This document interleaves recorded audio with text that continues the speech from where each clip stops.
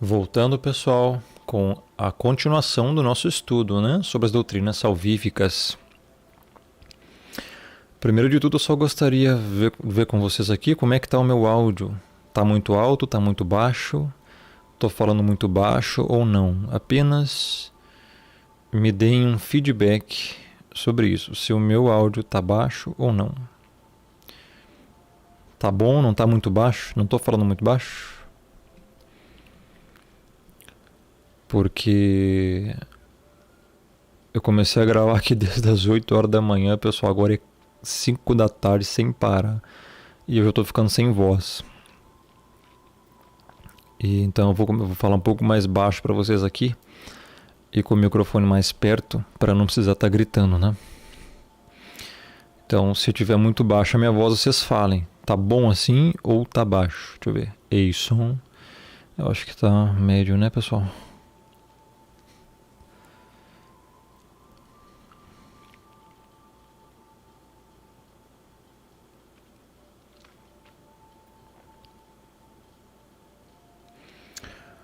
Vamos lá então? Voltando, gente. Predestinação.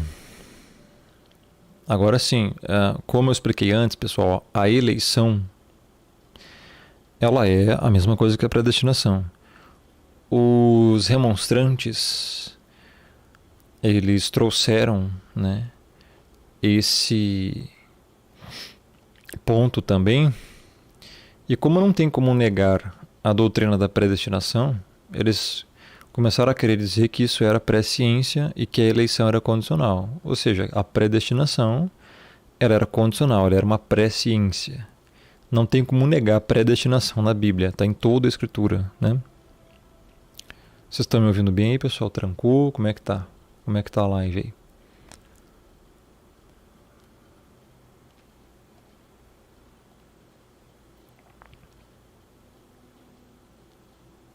Tá legal? Beleza, obrigado. Então, vamos lá. Nos vídeos passados aí, eu expliquei, né, sobre o que é eleição, muitas coisas, hein? Então agora a gente vai só se aprofundar um pouco mais no significado das coisas, para entender. Porque, gente, predestinação, primeiro, quem rejeita já está lascado, né? Porque a predestinação é o modo pelo qual o Criador salva os pecadores. Olha só que coisa interessante. As pessoas acham que a predestinação é algo extra-bíblico, é diabólico, é Satanás. É uma doutrina da Bíblia, né, pessoal? Então, predestinação no grego é proorizo, tá? Proorizo significa literalmente predestinação, né? Aqui em Efésios 1, 4 e 5, a gente já leu antes, né, lá em cima, assim como nos escolheu nele antes da fundação do mundo, para sermos kadosh e irrepreensíveis perante ele, e em amor nos predestinou. Olha só, em amor nos predestinou para ele. Olha que coisa interessante aqui, ó. Para a adoção de filhos, olha só, adoção de filhos. Olha que coisa interessante. Os eleitos são adotados, pessoal, por meio do Messias, segundo o quê? O beneplácito da sua boa vontade. Então é pela vontade dele que somos eleitos, né? Não nossa. Veja, aqui diz uma coisa, pessoal, em Efésios 1:4, a palavra escolheu, ali nos escolheu nele, é exelexato, tá aqui, ó, tá? Tempo verbal passado, nos escolheu. No 1:5 é proissas, que é predestinou, que é uma derivaçãozinha de prooriço, né? Ou seja, proorissas, predestinou, tempo verbal também passado. Tá? Ou seja, ele já fez isso. Ele não vai escolher. Ele já escolheu. Ele não vai predestinar. Ele já predestinou. Em Efésios 1:11 diz: nele digo, no qual fomos também feitos herança, predestinados segundo o propósito daquele que faz todas as coisas, segundo o conselho da sua vontade. Olha só, de novo, né? No mesmo contexto, alguns versículos depois, ele fala que os salvos eles foram predestinados também. E segundo o quê? A vontade do ser humano? Não, gente. Segundo o propósito do Criador, segundo o conselho da sua boa vontade. Olha isso. Então, é pela vontade dele que ele salva, elege, predestina, não nossa. Olha o que a Bíblia diz. Eu não entendo como é que tem pessoas que rejeitam isso. Eu não entendo. Eu não entendo como é que tem pessoas que pegam esses textos e simplesmente ignoram, ou fazem um malabarismo hermenêutico total, simplesmente para dizer, não, é presciência, é segundo fé prevista, blá, blá, blá, blá, blá, blá, mimimi. Né?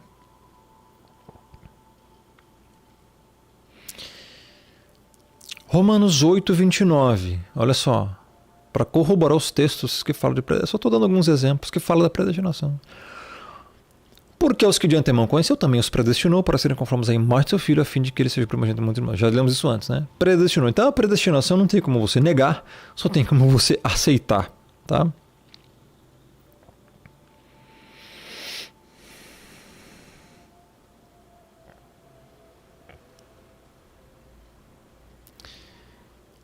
Essa é uma pergunta que nós vamos responder depois, John. Se você puder ter um pouco de paciência aí para eu chegar lá, porque essa questão é bem complexa, tá? Porque existem os predestinados para a salvação, e quem não foi predestinado para a salvação é o quê? A Bíblia já fala isso, que todos já nascemos condenados. Né? Esse é o detalhe. Então, olha só, o entendimento dos humanistas é o seguinte, pessoal, ou seja, dos arminianos em geral, é o seguinte. Eles creem assim, ó, não creio nem aceito a predestinação, mas sou bíblico. Né? Sou bíblico. E não tem como você ser bíblico, desculpa, se não crer nem aceitar a predestinação. Olha aqui a predestinação, cara. Tem várias passagens, inclusive na Antiga Aliança. Então, repito a frase do R6 Pro. Você precisa crer, pregar e ensinar o que as Escrituras dizem que é verdade, não o que você quer que as Escrituras digam que é verdade. Isso é fato, né, pessoal? Então, olha só. Agora a gente vai entrar em assuntos bem interessantes. Se a doutrina da predestinação é bíblica, se a Bíblia é a palavra do Eterno, e se o próprio Eterno declara que existe a chamada predestinação, e existe mesmo, quando é ensinada essa doutrina, porventura, aqueles que obstinadamente se recusam a submeter-se a ela entendem que estão resistindo à própria palavra do Eterno? As pessoas que rejeitam a predestinação entendem, por um acaso, que estão resistindo à própria palavra do Criador? Ou não? É a mesma coisa que você rejeitar a Bíblia. É a mesma coisa que você rejeitar essa doutrina. É a mesma coisa que você rejeitar a própria palavra que saiu da boca do Criador. É a mesma coisa. É a mesma coisa. É a mesma coisa que você pegar aqui, ó. Vamos lá para Efésios, aqui. 1, 4 e 5. É a mesma coisa que você dizer assim, ó, os arminianos, dizer assim, ó, assim como nos escolheu, aliás, a Bíblia arminiana vai dizer assim, né? Assim como nos escolhemos nele antes da fundação do mundo, aliás, antes da fundação do mundo não, né? Durante a nossa vida aqui no mundo. Então a Bíblia arminiana diz assim como nós escolhemos a ele durante essa vida aqui no mundo, para sermos meio impuros e meio bodes irrepreensíveis perante ele, e segundo uma presciência nos predestinamos para ele, e por aí vai, segundo o beneplácito da nossa própria vontade humana. É isso que diz a Bíblia arminiana. Não, pessoal, a Bíblia arminiana não diz, porque não existe Bíblia arminiana, mas as pessoas interpretam assim. Olha que coisa. Olha que coisa isso. Não dá. Né? Então essas pessoas estão rejeitando a própria palavra do Criador, pessoal. Tá? Infelizmente. Então vamos lá, vamos aprender um pouquinho. Esse aqui é um vídeo para quem realmente quer aprender. Vamos lá? Predestinar é igual destinar antes. O que é predestinar? Muitas pessoas ficam com essa questão, né? O que é predestinar? Eu não estou entendendo. O que é isso? Predestinar? Como assim? Isso é uma coisa difícil? O que é predestinar? Traduzindo para o literal português, gente, ó, destinar antes, tá? Destinar antes significa predestinar. A predestinação tem algo a ver com a nossa última destinação. Por alguém antes de chegarmos lá. Esse é o conceito de predestinação, ou predestinar. Tem a ver com a nossa última destinação, nosso último destino, e é feito por alguém, que não somos nós, antes de chegarmos lá. E é isso que a Bíblia ensina. Exemplo. Quando alguém pede para reservar um voo, logo surge a pergunta: qual a sua destinação? Qual o seu destino? Para onde é que você vai? Algumas vezes a pergunta é feita de modo mais simples: aonde você vai? Nossa destinação é o lugar para onde estamos indo. Olha só. Tá? O nosso destino. Na teologia refere-se a um entre dois lugares. Ou estamos indo para a nova terra de Apocalipse 21, ou estamos indo para o lago de fogo de Apocalipse 20. Em qualquer dos casos, não podemos cancelar a viagem. Olha só. Olha isso aqui. Essa parte é pesada, hein? Leia isso, pessoal.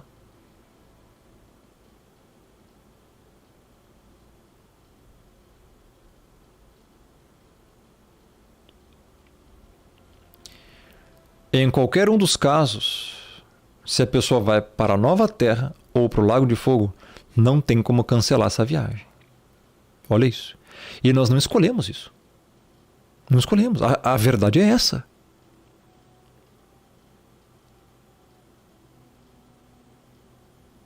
Então, Avontes, eu já expliquei isso nos vídeos passados, meu irmão. A palavra predestinação é uma coisa, a presciência é outra, e o prognóstis e o proriço, eles não estão ligados a escolhas no mundo de coisas, de fatos. Está ligado à pessoa. Está ligado à comunhão. Então não é por ações e nem decisões. Ele não é um mero adivinhador, Avontes, para saber o que vai acontecer. Ele sabe o que vai acontecer porque ele determina o que vai acontecer. O mundo e a história não estão a par do que o Criador sabe. Senão a gente estava vivendo um universo paralelo aqui, que o Criador não teria controle. Ele não cruza os braços e deixa o mundo existir ao léu. Ele controla as coisas. Senão a gente já estaria morto há muito tempo. A humanidade nem sobreviveria. Então, olha só. Predestinação, pessoal, é algo assim, ó, que nem todo mundo está preparado para entender e muito menos aceitar, mas é uma verdade bíblica. Não temos como rejeitar isso. Aliás, você pode rejeitar e não acreditar, mas não dá para dizer que não está na Bíblia. Isso não dá. Então, a destinação é o lugar para onde estamos indo, e em qualquer um dos casos, seja na Nova Terra ou no Lago de Fogo, não tem como cancelar essa viagem. O Eterno só nos dá esses dois destinos finais, um ou outro, tá? Imagina, né? A gente escolher cancelar a viagem, né? Como é que faz isso? Tá vendo como a gente não tem controle de nada? Vocês viram o vídeo passado que eu expliquei aí, né, sobre a nossa liberdade? Nem pedimos para nascer e pior, não temos nem como cancelar a viagem de um lugar para outro. Ou você vai para a Nova Terra ou você vai para o Lago de Fogo. Não tem como cancelar isso aqui. Que liberdade nós temos? Que livre-arbítrio nós temos? Que liberdade?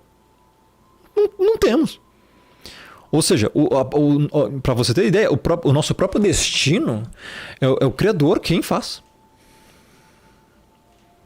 É isso que a Escritura ensina. Esse é um discurso duro, não importa como abordemos, não importa como. Não importa o tipo de explicação, não importa como a gente vai ler, é duro esse discurso. Só que tem uma coisa, pessoal. O Lago de Fogo, entenda uma coisa. Não é sofrimento eterno. Eu vou fazer um novo vídeo sobre isso, sobre o inferno, a doutrina do inferno, o erro do tormento eterno. Porque não tem como você conciliar a predestinação e o tormento eterno no inferno. Isso não existe. Exatamente, Henricota, é a destruição. Eu já expliquei isso no meu primeiro vídeo sobre, só que eu vou refazer. Vai haver o julgamento em Apocalipse 20. Muitos levarão muitos açoites, outros levarão poucos açoites, é o que diz a Bíblia. Cada um será julgado segundo as suas obras e não de forma injusta. A pessoa vai pagar pelo que cometeu. Um julgamento justo, porque o credor é justo, não é injusto. E depois vai ser lançado para dentro do lago de fogo, que é a segunda morte. O lago de fogo é a segunda morte, é a destruição, é a aniquilação. Só que não é aniquilação sem julgamento. É um julgamento justo primeiro, e depois vem uma destruição justa. Então, por isso que a predestinação, por isso que eu não sou calvinista. Por isso que eu não aceito o calvinismo. O calvinismo em si, ele acredita no tormento eterno no inferno. Não dá. Não dá. E as pessoas que querem falar mal de mim não sabem nem o que eu acredito e ficam falando que eu sou calvinista. Como se calvinista também fosse crime, né? Quase. Agora, sim, eu creio nos 5 pontos salvíficos do calvinismo. Por quê? Porque são esses aqui, e esses aqui estão em conformidade com a Escritura. E é isso que nós estamos abordando aqui, porque são refutação das heresias dos remonstrantes. E é por isso que estamos falando aqui. Né? É só isso. Né?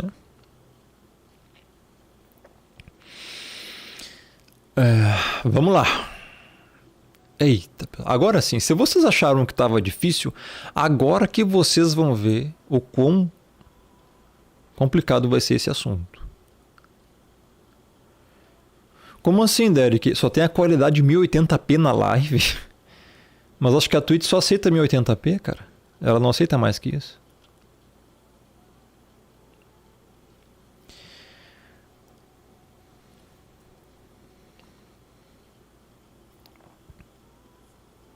Sim, Júnior.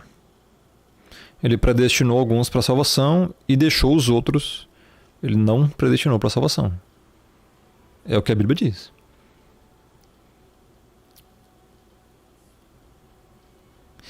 Vamos lá. Agora sim vocês vão ver o que é. É até difícil de eu explicar. Quanto mais difícil as pessoas entenderem. É muito complexo isso que eu vou falar agora. Tá bom? Por que não dá para conciliar a predestinação com o tormento eterno, Luiz? É porque, olha só, como é que a gente vai compreender uma divindade justa que predestina pessoas que não têm chance de salvação para um lago de fogo, para serem atormentados com fogo e enxofre enquanto o Criador existir, pela eternidade? Vocês compreendem isso? Não tem como conciliar. Isso, e outra, isso não está na Bíblia. Por quê? Porque o julgamento é justo, ele não é injusto. E em Apocalipse 21 fala que já não haverá mais morte, nem choro, nem pranto, nem dor. Porque as primeiras coisas se passaram. Nesse momento, ninguém mais vai estar mais sofrendo. Em Apocalipse 21 não vai existir mais sofrimento em nenhum lugar. É o que a Bíblia diz. Então, é por isso que não dá para conciliar o tormento eterno com a predestinação. Lago de fogo é uma coisa, é bíblico, mas tormento eterno não é. É uma tradução errada. Eu já abordei isso. Está uma tradução errada quando diz tormento eterno, fogo eterno. Lá fala da consequência. A consequência da condenação é para sempre. As pessoas deixarão de existir. Porque não vai haver sentido delas continuarem existindo sofrendo, enquanto as pessoas outras vão estar lá na Nova Jerusalém. Não faz sentido nenhum. Exatamente, Pedro. As pessoas iam estar lá no lago de fogo blasfemando eternamente contra o Criador. Ou seja, o pecado jamais ia acabar. O que iria contradizer 1 Coríntios 15. Bom, vamos lá, pessoal. Minha garganta aqui está arrebentada já, pessoal. Vocês não fazem ideia. A soberania divina e a responsabilidade humana. Gente do céu. É um dos assuntos mais difíceis e complexos. E não acho que o mais... Porque não existe o elo. Olha só.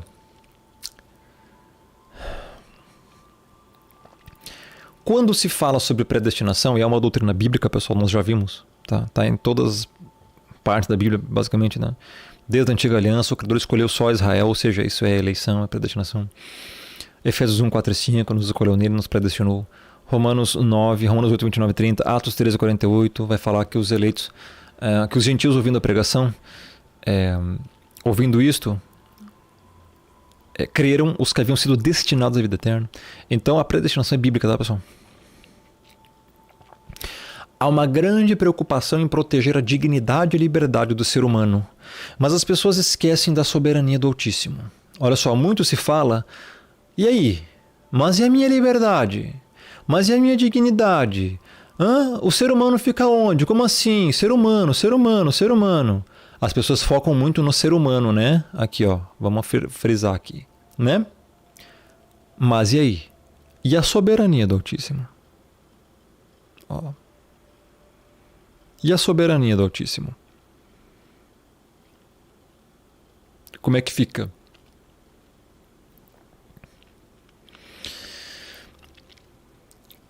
Embora o Eterno não seja uma criatura, ele é pessoal. Com suprema dignidade e suprema liberdade. Aqui que tá. Olha só isso, pessoal. Gente, agora eu vou dar uma outra visão, vamos dizer assim, para vocês compreenderem melhor as coisas. Olha aqui. Muitas pessoas, né, gente? Olha só. Falam da liberdade humana. Precisamos ter livre-arbítrio. Temos livre-arbítrio, né? Onde é que fica a liberdade humana de escolher salvação ou não? Tá. Agora, calma aí. E a suprema liberdade do Criador, onde é que fica? Me diz.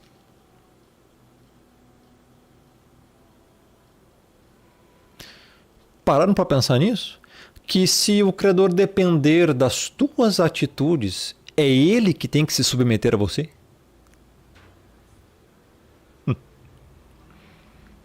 Parou para pensar que se Ele depende do que você vai fazer nessa terra para agir, então é Ele que tem que obedecer a você e ser submisso a você e responder a você?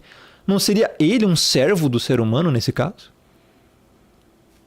Desculpa, pessoal. Esse não é o Criador que eu acredito. Essa não é a divindade que eu creio. E também não é a divindade que a Bíblia apresenta. Isso aí é o que os arminianos acreditam. E todos os outros humanistas. E bodes por aí. Não é a divindade verdadeira. O Criador não está sujeito a você. Ele é que tem suprema liberdade. Nós não temos. Nem o seu nome você teve liberdade de escolher. A não ser que você vá num cartório depois de muitos anos e mude. Mas o original não foi você que escolheu. Seus pais não foi você que escolheu. A cidade que você nasceu não foi você que escolheu. O estado que você nasceu não foi você que escolheu. O país que você nasceu não foi você que escolheu.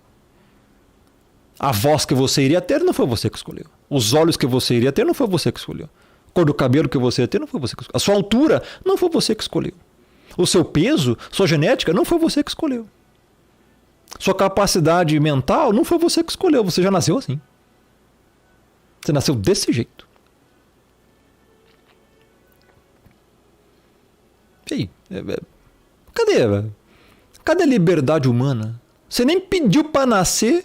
Quando você estava com 10 anos, 12, sei lá que idade, você vai perceber que você vivia num mundo aí.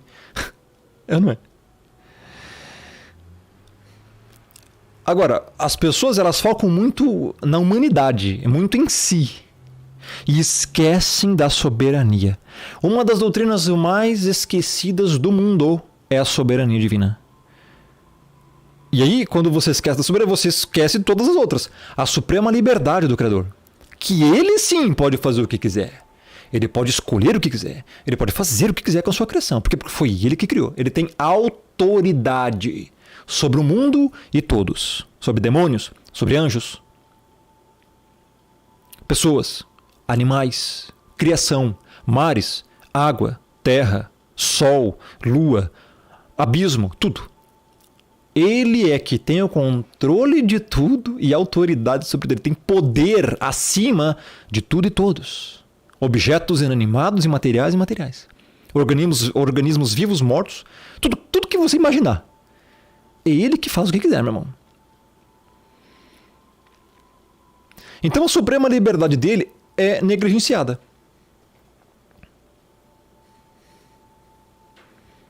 Né? Existe uma delicada questão que envolve o relacionamento entre a soberania do Criador e a liberdade humana. Aqui que nós vamos entrar agora entre soberania divina e liberdade e responsabilidade humana. Precisamos também estar cientes do estrito relacionamento entre a soberania do Criador e a liberdade do Criador. Olha isso. Soberania do Criador, vamos marcar aqui, e liberdade do Criador. É o que eu estou falando. Ele sim tem a liberdade, meu irmão. Você não. Foi estipulado assim. Foi decretado assim. Tá? A liberdade de um soberano é sempre maior que a liberdade de seus súditos. Você concorda que ele é rei? Você concorda que ele é soberano? É uma doutrina bíblica. Tá? Inclusive nos textos do Apocalipse, né? Que nós abordamos. Até quando o soberano Senhor... Está lá em Apocalipse 6, 9 ao 11. Ó. E aí? Somos súditos dele ou não? Somos. De quem é a liberdade maior? Do rei ou dos servos? Do rei, né? Pois é. Tá, vamos lá. O que é a soberania divina? É uma doutrina das Escrituras.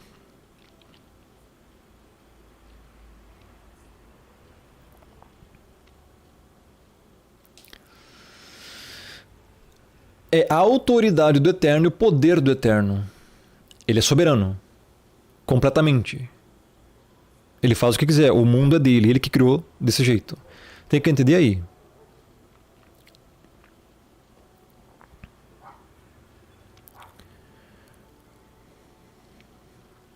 O que vocês estão falando no chat aí?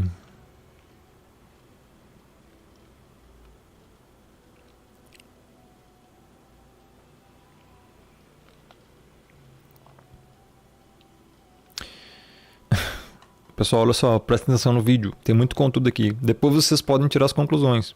Beleza? Olha só. Como soberano, o Criador é a suprema autoridade do céu e da terra. Simples. Né? Eu não sei como é que tem gente que consegue rejeitar isso, mas tem. Tá?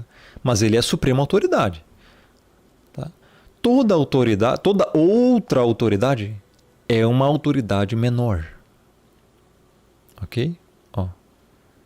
Existem outras autoridades, mas são menores. Toda outra autoridade que existe em toda a criação é derivada e dependente da autoridade do Altíssimo. Ok? Todas as outras formas de autoridade existem ou pela ordem do Eterno ou pela permissão do Eterno. Que basicamente quase é a mesma coisa. Ele ordenar por ordem decretiva ou permissiva, no final o resultado é o mesmo. Tá?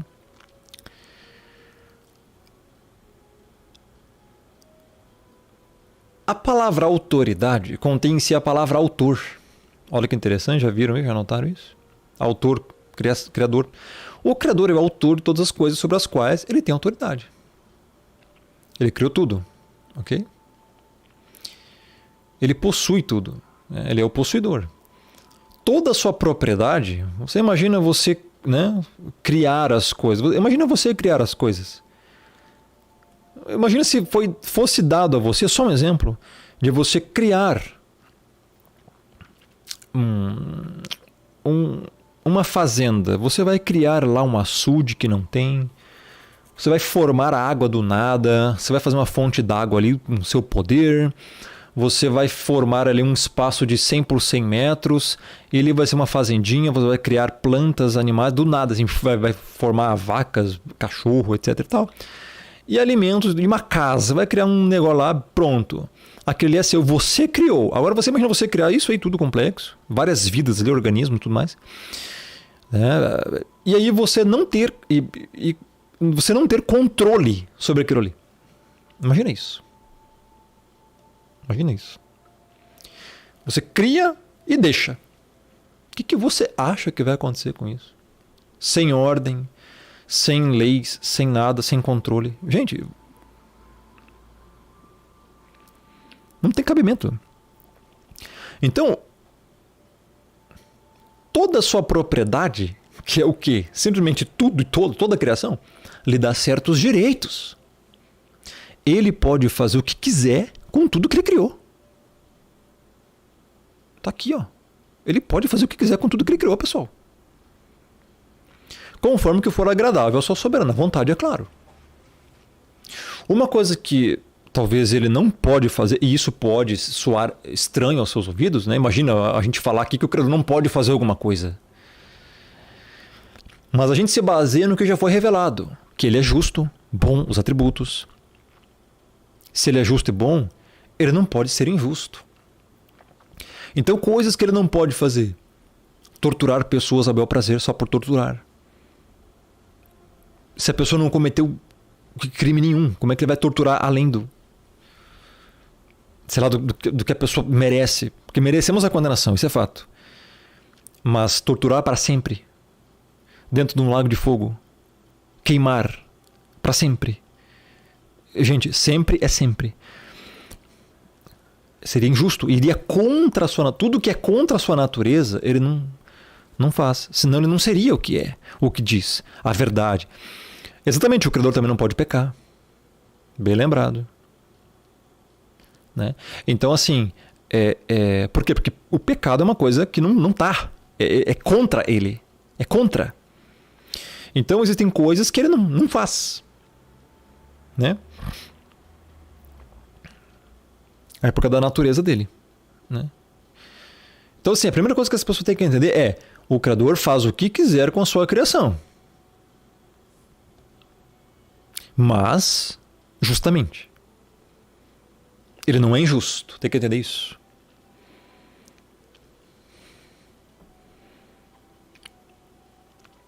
Na verdade, o inferno não existe. É o lago de fogo que vai existir em Apocalipse. Está na Apocalipse 20. A palavra inferno não está na Bíblia. O que está na Bíblia é Hades, Sheol, Tártaros e Guiena. E essas 4 palavras foram traduzidas erroneamente para o português como inferno. Só que significam coisas diferentes. Nós vamos abordar a doutrina do inferno. Né? Sim, João Gabriel, quando uma pessoa morre, ela fica inconsciente, sai o espírito volta ao Criador, conforme diz Eclesiastes, e o corpo volta ao pó da terra. Então você fica aguardando o julgamento. No dia do julgamento, a pessoa volta para ser julgada. É simples. Ou seja, o tempo de todos vai ser o mesmo, basicamente. Da mesma maneira, todo o poder no universo flui do poder do onipotente, do Criador. Todo poder existencial em todo lugar é subordinado a ele, entendam isso. Tudo, pessoal, está subordinado ao Criador, tá? A autoridade do Eterno é absoluta, por isso que ele é absolutamente soberano. Seu poder é onipotente e ele é soberano absolutamente, tá? Entendam isso. Agora, vamos entrar aqui nessa questão. O R6 Pro e o capítulo 3 da Confissão de Fé de Westminster. Olha só, gente, aqui é uma coisa complexa. Eu peço a máxima atenção de vocês. Deixa eu ver aqui. Isso aqui é longo, né? É longo, acho que eu vou ler. Vamos ver então. Vamos fazendo live aí, beleza? Vamos lá. Até onde eu aguentar hoje eu vou, até onde eu aguentar. Vamos lá, pessoal. Preste muita atenção, gente, tá? Por favor, porque não é fácil abordar. Eu tô desde as 8 da manhã fazendo vídeo aqui, gente, sem parar. Agora é 5:30 da tarde, para você ter ideia. E explicar isso aqui não é fácil. Eu já tô com a garganta doendo aqui, pessoal, tá tentando falar.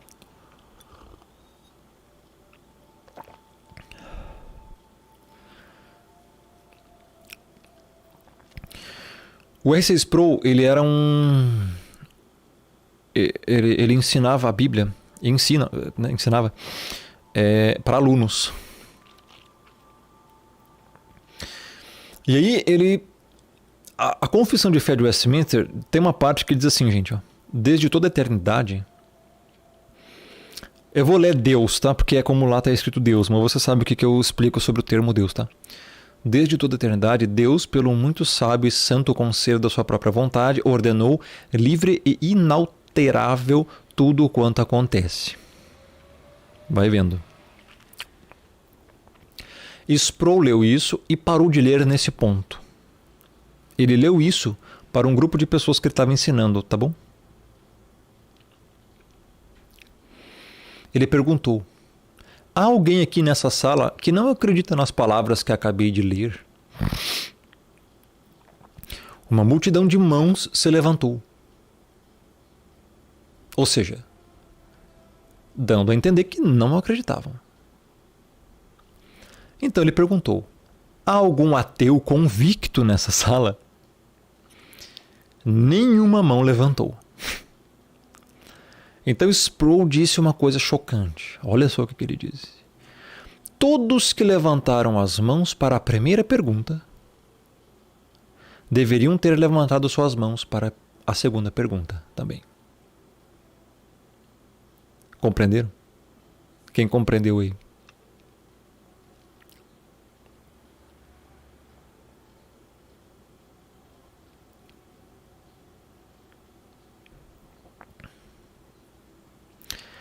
Um coro de murmúrios e protestos, claro, né? Se manifestou a declaração de Sproul. Como ele poderia acusar alguém de ateísmo por não crer que o Criador ordena de antemão qualquer coisa que aconteça? Vocês estão prestando atenção, gente? Vocês entenderam? Vamos ler de novo. Prestem bem atenção, olha só. Ele leu isso aqui, ó, uma parte da Confissão de Fé de Westminster, que diz assim, ó: desde toda a eternidade, Deus, pelo muito sábio e santo conselho da sua própria vontade, ordenou, livre e inalterável, tudo quanto acontece. Ele parou de ler nesse ponto e ele perguntou para as pessoas: quem não acredita nessas palavras? Uma multidão levantou a mão e disse que não acredita. Ele perguntou: há algum ateu nessa sala aqui? Ninguém levantou a mão. Ou seja, ninguém lá se considerava ateu. Então Sproul, ele disse uma coisa chocante. Todos que levantaram as mãos para a primeira pergunta deveriam ter levantado suas mãos para a segunda pergunta também. Ou seja, você não acredita que o Criador faz isso aqui? Seria melhor você ser ateu. É isso que ele está dizendo.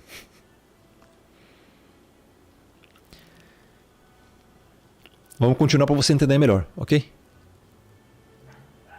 Porque está aqui, ó. Como que ele poderia acusar alguém de ateísmo por não crer que o Criador ordena de antemão qualquer coisa que aconteça? Olha só, uma observação que eu escrevi aqui. Aqueles que protestaram a estas palavras não estavam negando a existência do Criador. Na cabeça deles, eles não eram ateus. Eles só não estavam acreditando que o Criador ordenava todas aquelas coisas. Mas só na cabeça deles, tá? Olha aqui. O problema, pessoal, é que isso é simplesmente uma crença necessária do teísmo. Acreditar que o Criador pré-ordena, tá? Tudo o que acontece é um resultado necessário da sua soberania. Olha que coisa complexa. Veja bem, se a pessoa diz... Aqui, eu vou até marcar aqui, ó. Tem que marcar isso aqui, ó. Vou marcar isso aqui de uma cor. E aqui de verde. Só para modificar. Ó, pessoal, prestem muita atenção. Gente, escutem bem. A soberania divina é uma doutrina que as pessoas rejeitam. Para defender o quê? Livre-arbítrio. Só que, se você crer que o Criador, o Eterno, ele não pré-ordena tudo o que acontece, então significa que ele não é soberano, ou seja, que ele não tem controle sobre aquilo. E ele tem controle, pessoal, sobre tudo. Veja só. Crer que o Eterno, de alguma forma, pré-ordena tudo o que acontece é um resultado necessário da sua soberania. Do contrário, ele não é soberano, pessoal. Ele não é soberano.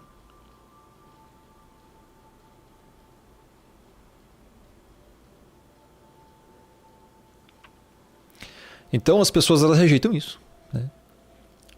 Agora, tem umas coisas aqui interessantes. Vamos lá. Trecho do livro de R.C. Sproul, Os Eleitos de Deus. É isso que está no livro lá, né? Olha só que coisa interessante aqui, gente. Tudo que acontece deve pelo menos acontecer por sua permissão. Se ele decide permitir alguma coisa, então, em certo sentido, ele está preordenando. Se ele decide permitir, ele está preordenando, pessoal. A permissão não é assim, vou deixar que aconteça. Vamos ver o que vai acontecer. Não, pessoal. Ele sabe todas as coisas. Tá? Quem entre os cristãos discutiria que o Criador não pode, neste mundo, impedir alguma coisa de acontecer? Se o Criador assim quiser, ele tem o poder de parar o mundo inteiro. É ou não é? Se o Criador quiser parar o mundo, ele para. Correto, pessoal? Correto. Então como que ele não tem direito de fazer o que quiser? Ele tem.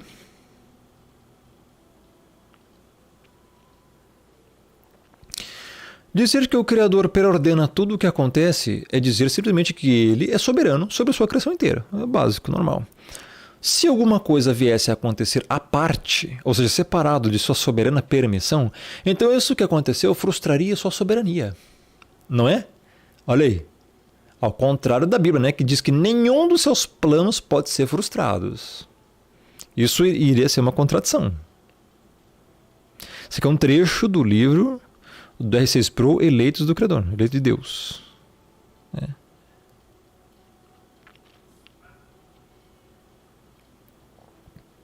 Já vamos entrar lá. Ih, rapaz, não sei como é que nome é esse aí. Nós já vamos entrar lá sobre Adão e Eva, se tinha um livre-arbítrio ou não, tá? Então, ele seria um Deus, entre aspas, soberano. Aliás, um Deus frustrado. Se alguma coisa viesse a acontecer, a parte de sua soberana permissão, correto? Então, tudo pelo menos tem que ser permitido. E se foi permitido, foi primeiro pré-ordenado a permissão. Então, logo, nada está fora do controle dele. Então as pessoas que dizem, não, mas alguma coisa aconteceu lá, não era para acontecer. Não, peraí, como é que não era para acontecer? Se não era para acontecer, então o Criador não tem controle sobre isso. E sobre isso foi contra a vontade dele, é isso? Entendeu?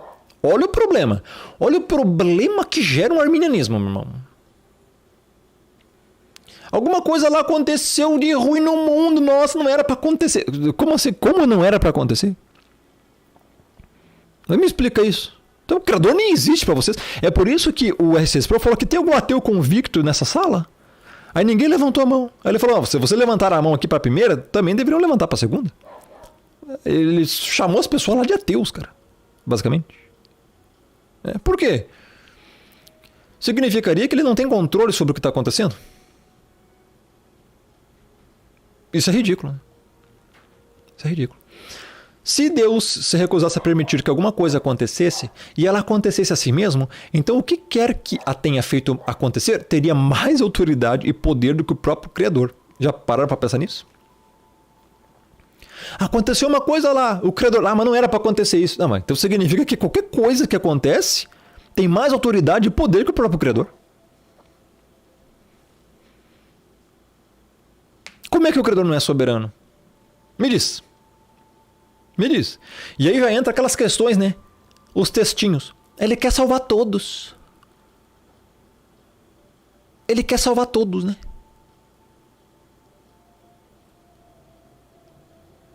Legal. Mas ele não consegue salvar todos. Então as pessoas que não vão ser salvas teriam mais autoridade e poder que o próprio Criador. Olha as heresias arminianas. Vê se isso não é uma blasfêmia. Isso é blasfêmia, pessoal. Isso é a maior ofensa que alguém pode dizer. É dizer que o ser humano tem mais autoridade e poder que o Criador. Que o Criador quer salvar o ser humano, mas se o ser humano não quiser, a vontade do ser humano prevalece. Olha que heresia.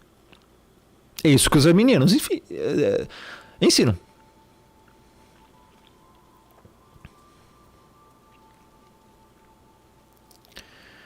Se existe alguma parte da criação fora da soberania do Criador, então o Criador simplesmente não é soberano. Simples. Simples. Olha aí. É ou não é? A soberania do Criador lá diz: deseja que todos os homens sejam salvos e cheguem ao pleno conhecimento da verdade. Então a vontade do Criador é essa, que todos, sem exceção, sejam salvos. Oh, legal. E aí, vai ver lá, a maioria vai para o lago de fogo. Mateus 7. entrar pela porta estreita, porque larga a porta e se passou os caminhos com os perdição, são muitos que passam por ela. Então a maioria vai ser condenada. Ok. Então que conversa é essa que ele quer salvar todos? Me explicam isso, arminianos. Não dá. Então, significa que essas pessoas têm mais poder que o Criador. A criatura infame de um arminiano mequetrefe tem mais poder que um Criador. Se o Criador não é soberano, então ele não é. Esse aqui eu vou ler bem como o Sproul escreveu no livro dele. Se Deus não é soberano, então Deus não é Deus. Isso aqui eu tenho que ler assim para as pessoas entenderem. Olha isso. Isso é mais... Se ele não é soberano, pessoal, ele não é. Simplesmente. Não é a divindade suprema. Não é. Não é. Ou ele é soberano e controla todas as coisas e faz a vontade dele, ou não é soberano, ou não é a divindade suprema, ou não é Deus. Tá? Para você entender. Então ele não quer salvar todos. Exatamente, Vitor. Ele não quer salvar todos. Todos lá tem um contexto. Nós já vamos chegar lá. Acho que hoje não vai dar tempo. Mas talvez amanhã depois, tá? Vamos embora. Se há uma única molécula nesse universo correndo solta totalmente livre da soberania do Criador, então não temos nenhuma garantia de que uma simples promessa do Criador seja cumprida. Talvez essa molécula independente ponha a perder todos os grandiosos e gloriosos planos que o Criador fez e nos prometeu. Se um grão de areia no rim de Oliver Cromwell mudou o curso da história da Inglaterra, então nossa molécula independente poderia mudar o curso de toda a história da redenção. Talvez essa única molécula seja a coisa que impede o Messias de voltar. Já pensaram nisso? Entenderam, né? Já pensaram nisso? Porque se tem algo aí no mundo que está a par da soberania do Criador, se o Criador não tem controle, se o Criador não pode intervir, não fazer nada, então qualquer coisinha pode impedir o Messias de voltar. Vocês já imaginaram, pessoal? Se o anticristo se converte? Nossa! Já imaginou uma coisa dessa? Nossa! O anticristo se converte. Olha que coisa mais doida na cabeça. Já imaginou? Se os 10 reinos, eles não são formados. A besta, pessoal, de 10 chifres e 7 cabeças, ele não é formada. Acontece um cataclismo, um terremoto, impede as nações de se unir. É o governo. E aí, como é que faz? Daí não acontece nada, né? Aí não junta. As profecias ficam ao léu, né? Já estão negando as profecias mesmo. Diz que as profecias são falsas. As cartas de Paulo é falsa. Então não precisa mais acreditar no Novo Testamento. Já está essa onda toda aí, né? De heresia e blasfêmia.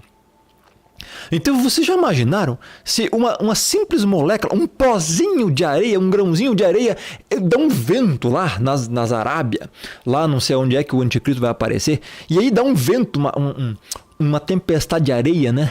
E aí entra no olho do anticristo. E aí ele, meu olho, não sei o que, todo mundo vai lá ajudar ele, ele fala, não, meu olho, preciso do Criador. Ele se arrepende para curar o olho. E aí o anticristo se arrependeu, pessoal, porque o Criador não tem soberania sobre o anticristo, né? E aí ele se converte. Aí o Messias não precisa voltar, porque pronto, o anticristo vai fazer o bem, né? O anticristo o Messias não vai precisar matar mais o anticristo na volta dele, nem em Apocalipse 19. Então todo mundo se converte, vira uma coisa boa, fica uma belezura, né? Ele entra e ele sai, né? Ele entra e ele sai. E aí vai indo e quando vê, pronto, cara, não acontece mais apocalipse, ninguém morre mais de fome. Uma coisinha dessa pode virar todo o apocalipse, então não é certeiro, né? O Criador não decretou aquilo ali.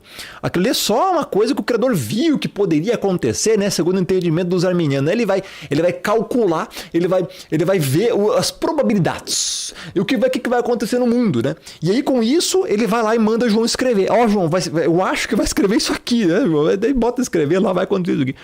E assim vai. Essa jossa de teologia arminiana, satânica, demoníaca, cara, essa porcaria. Por quê? Porque o Criador não tem controle, nem sobre um grãozinho de areia. Então isso aí pode impedir que o Messias volte, cara. Já pensaram nisso? Não dá, cara. Olha quão ridículo é isso. É óbvio que o Criador tem poder sobre tudo. É óbvio que ele controla tudo e todos. O Messias mesmo falou. Nós vamos abordar esse texto depois. Sobre os pássaros. Sobre os pássaros. Nenhum pássaro cai morto no chão se não for da vontade do vosso Pai que está no céu. E aí? Quanto mais as vidas humanas. Você acha que ele não tem controle, meu irmão, sobre tudo e todos? As coisas só acontecem porque ele quer, quando ele quer, da forma que ele quer. Só assim, meu irmão. Tá?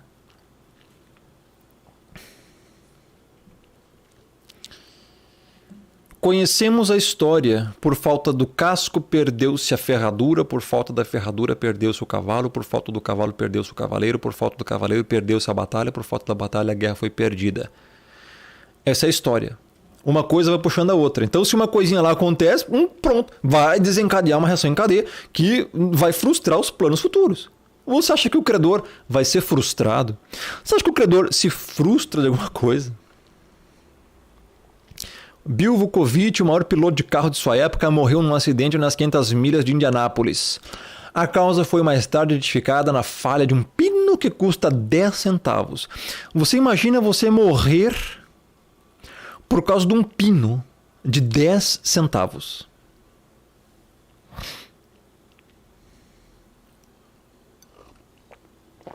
Aí eu te pergunto, meu irmão, você acha que o Criador está preocupado com pinos de 10 centavos? Com grão de areia? Meu irmão, o Criador controla até a quantidade de ventos que é soprado, todos os grãos de areia de tudo que é lugar, tudo que acontece. Meu. Ele tem soberania sobre tudo. Ele não vai deixar que algo desse nível vai frustre os planos dele. Então ele tem que conduzir o mundo para isso, porque foi ele que já predeterminou que isso acontecesse.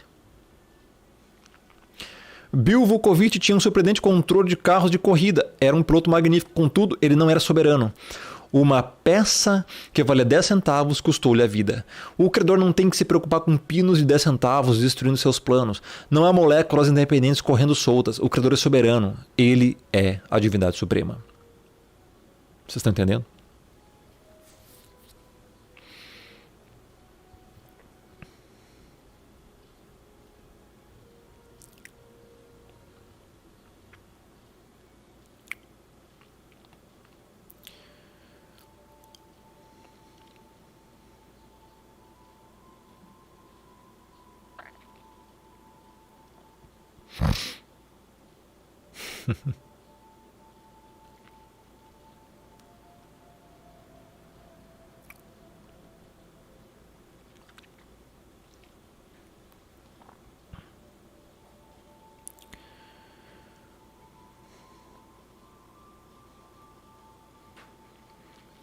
Frustração, pessoal, não é se irar contra o pecado, né?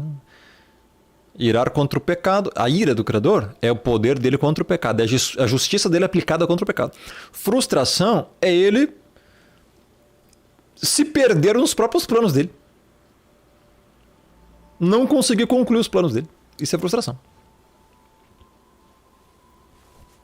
Frustração é uma coisa, ira contra o pecado é outra. Vamos lá. Então, se rejeitarmos a divina soberania, então deveremos abraçar o ateísmo. Quem rejeita que o Criador tem controle absolutamente soberano sobre tudo e todas as coisas, é um ateu, cara. Porque não crê na divindade verdadeira. Acha que o Criador é igual ao ser humano. Então não é a mesma divindade.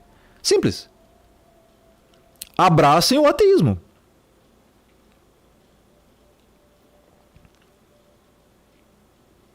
Então, Júnior, Enéas, aí abre uma questão de livre agência.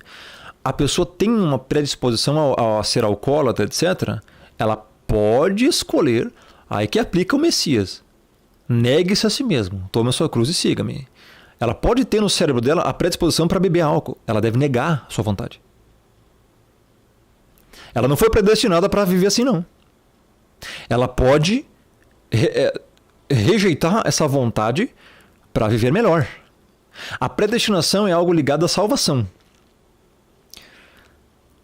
Só que ao mesmo tempo somos responsáveis pelos nossos atos, porque por mais que nós temos vontades, quando a gente atende o nosso pecado, é nossa responsabilidade. Por isso que esse vídeo é sobre a soberania divina e a responsabilidade humana. Vamos lá, então. 55 minutos, deixa eu ver. A soberania divina, o problema do mal. Tá, eu vou ter que explicar isso aqui antes de entrar no problema do mal. Vamos lá. Como não violar a liberdade humana? Porque existe a liberdade humana. Sim, existe, mas é liberdade entre aspas, como eu expliquei antes. Exemplo, Judas. Olha só, pessoal. Em Lucas 22,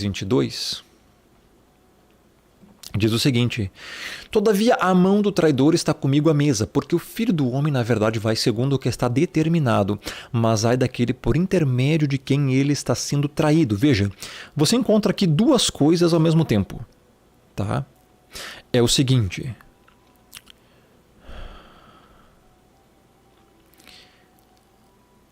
você encontra a pré-determinação do Criador e a responsabilidade humana no mesmo versículo. Veja bem, a mão do Criador era quem? Judas. O filho do homem, na verdade, é o Messias, vai, ou seja, anda, faz as coisas, caminha, segundo o que está determinado. Quem determinou? O Criador. Ok? Mas ai daquele por intermédio de quem está sendo traído. O que é isso aqui? Aqui é responsabilidade humana. Vou colocar em vermelho. Ó, juízo sobre quem trair o Criador, mas o Messias já foi determinado que vai ser traído. Olha aí, duas coisas juntas. A soberania divina está junto com a responsabilidade. São coisas que não se contrapõem, e sim que andam juntas. Entendam isso. É difícil de entender, mas procurem pelo menos aceitar, porque é o que a Bíblia diz. No mesmo versículo você vê ai daquele, ou seja, um juízo contra aquele a quem ia trair o Messias. Só que o Messias vai segundo o que está determinado. Ei, como que você julga Judas se era para Judas fazer aquilo?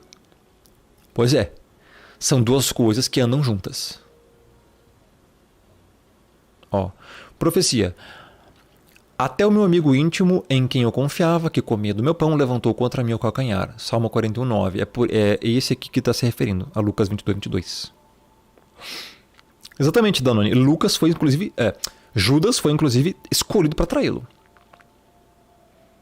Como é que faz? Eu já vi armenianos dizer assim, pregadores, dizer assim, não, mas o Messias escolheu qualquer um lá, e aí, porque o Criador viu que Judas poderia ter um potencial para trair, foi escolhido para trair. Ah, meu... Ou seja, tipo, vamos escolher lá o Judas e vamos ver, vamos esperar ele trair, né? Do nada Judas vai trair. Ah, gente, cara, como é que você vai esperar que as profecias se cumpram, né? Sendo que estaria na mão dos homens cumprir essas profecias, cara. É impossível.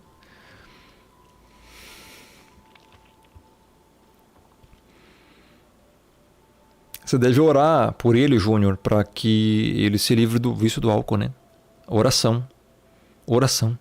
De joelhos. Intercedendo por ele.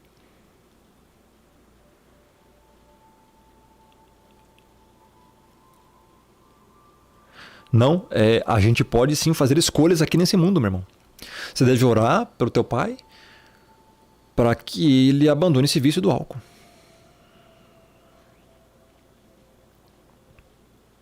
Sim, ele pode negar essa vontade, sim. Pela graça do Criador. Outro exemplo, o anticristo, segundo Tessalonicenses 2, 9-12. Aqui é muito importante, pessoal, presta atenção, vai ser perto da parte final aqui do vídeo, tá? Então, olha só. Ora, o aparecimento do iníquo, que é o anticristo, é segundo a eficácia de Satanás, com todo o poder e sinais e prodígio de mentira e com todo o engano de injustiça aos que perecem, porque não acolheram o amor da verdade para serem salvos. É por esse motivo, pois, que o Criador lhes manda a operação do erro, para darem crédito à mentira, a fim de serem julgados todos quantos não deram crédito à verdade, antes, pelo contrário, deleitaram-se com a injustiça. Isso aqui é uma profecia agora, final, que está prestes a acontecer, tá? É o aparecimento do anticristo, só falta, inclusive, essa profecia acontecer, né? Não tem nenhuma outra profecia anterior a essa, e olha só, a pergunta que eu deixei aqui. Primeira pergunta, alguém pode impedir isso? E aí? Aí, ó. Alguém pode impedir essa profecia? Lógico que não.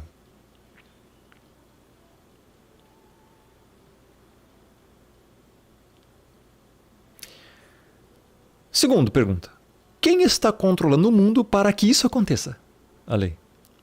Será que o mundo, pessoal, está sendo deixado ao léu para que isso aqui venha? Não, olha só.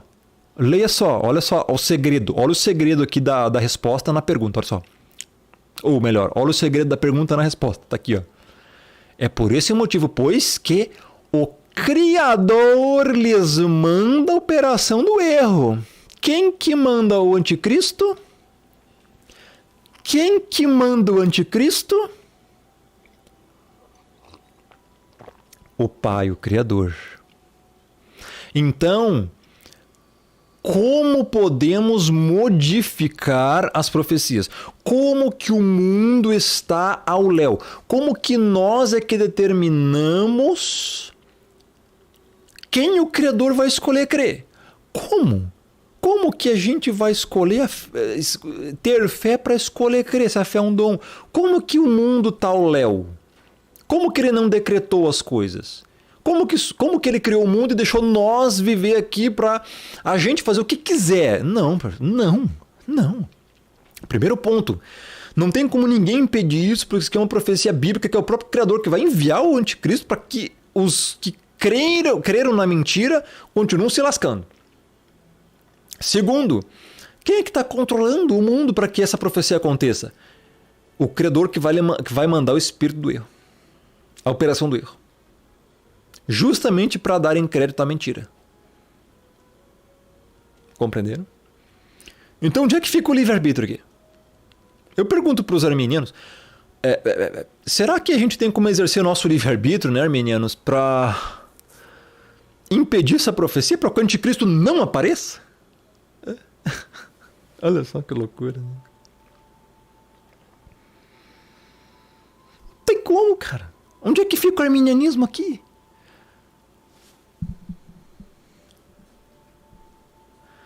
Vamos lá.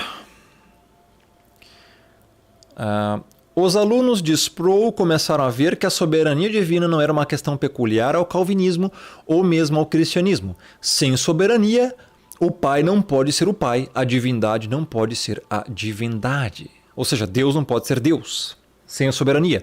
Nesse ponto, devemos fazer o que Sproul fez aos seus alunos da classe noturna, terminar a declaração da Confissão de Westminster. A declaração inteira fica assim, olha só agora, pessoal, como é que é. Desde toda a eternidade, o Criador, pelo muito sábio e santo conselho da sua própria vontade, ordenou livre e inalteravelmente tudo quanto acontece. Porém, de modo que nem o Criador é o autor do pecado, nem violentada é a vontade da criatura, nem atirada a liberdade ou contingência das causas secundárias antes estabelecidas. É isso que diz esse trecho da confissão. A vontade humana e o mal estão debaixo da soberania do Pai. Soberania. Ele é soberano sobre tudo e todos. Complexo, né? Bom, gente, o próximo vídeo, eu acho que vai ser esse aqui, ó. A soberania divina e o problema do mal. Se vocês acham que estava difícil, agora que vai ficar mais de entender ainda. Tá? Vamos entrar aqui. Rapaz, essa parte aqui é terrível. Mas vamos lá. Tá?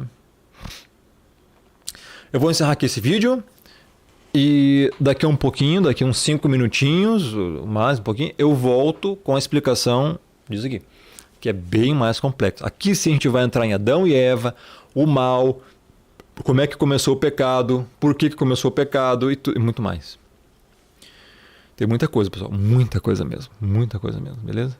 Vai no banheiro lá, toma uma água, né? Daqui a pouco a gente está de volta aí, tá? No máximo 10 minutinhos aí. Vai dar tempo de fazer um suco.